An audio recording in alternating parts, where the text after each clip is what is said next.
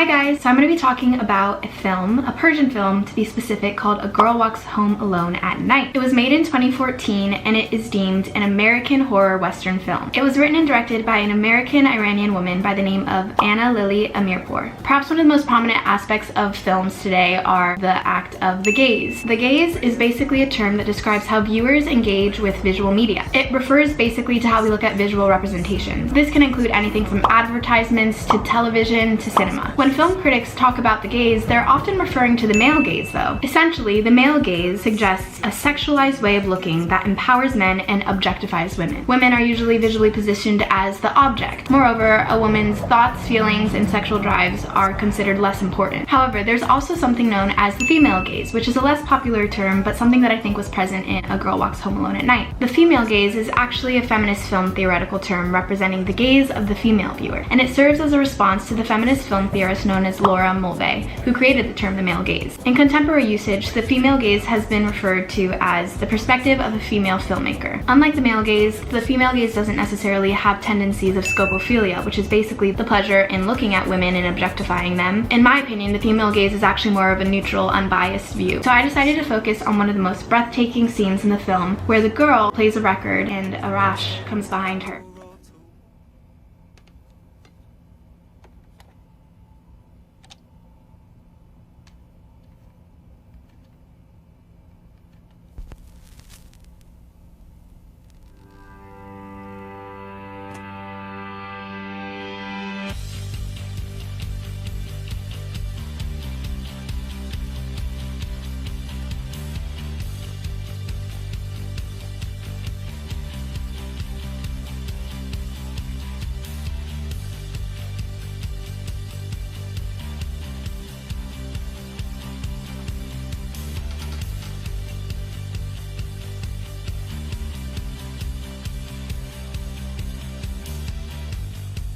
The feeling when we lift off,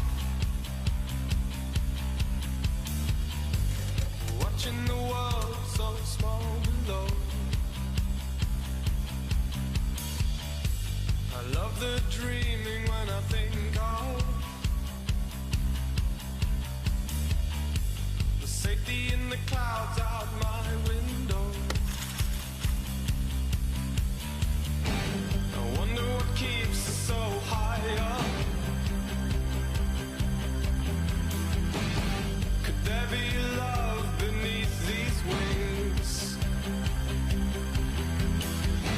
If we suddenly fall, should I scream out? Or keep very quiet and cling to my mouth as I'm crying, so frightened of dying? Relax, yes, I'm trying, but fear's got a hold on me. Yes, this fear's got a hold on me.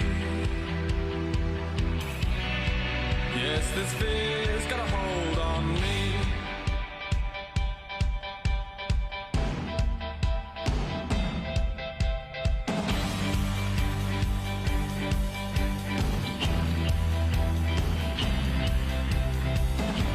I love the quiet of the nighttime,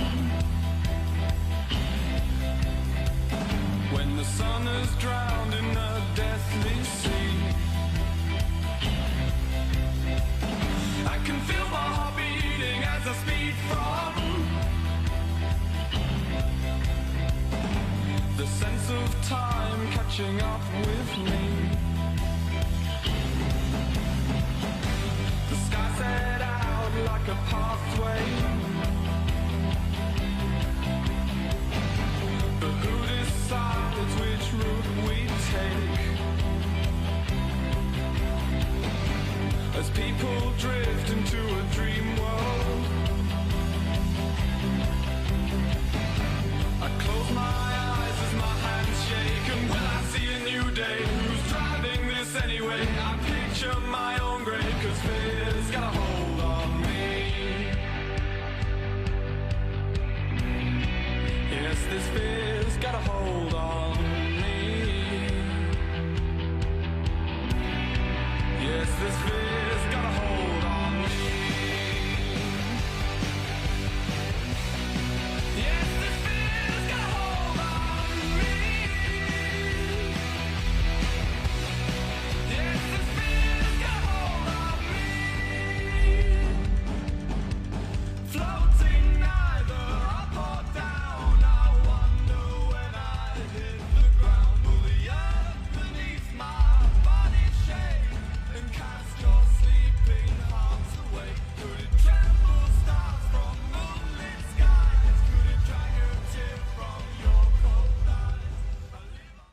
So as we see in the film, it's almost an innocent portrayal of what's happening. There's not really a sense of implied sexualization of women. It's just what's happening is happening. It seems almost like we're watching in on something that's just taking place rather than the scene being drowned in aspects of the male gaze. If you compare the scene to movies that include the male gaze, some might argue that this scene is actually quite feminine since nothing physical or sexual is necessarily happening. But I might argue that the female gaze really is more an objective perspective. Another idea that we talked about in class was the difference between seeing, looking, and gazing. In this example, it almost seems like each character, not just male or just female, but both characters are really seeing each other. It's not a sexualized or objectified gaze, it's just pure. It's also very intimate and somewhat romantic. Toward the ending of the scene is when we kind of see a switch up because we see the girl looking at Arash's neck, almost being tempted to bite him, making him another one of her misogynistic male victims. But instead, the girl turns her head, placing her head on his chest as if she is listening to his heart. This notion of objectivity that I think the female gaze presents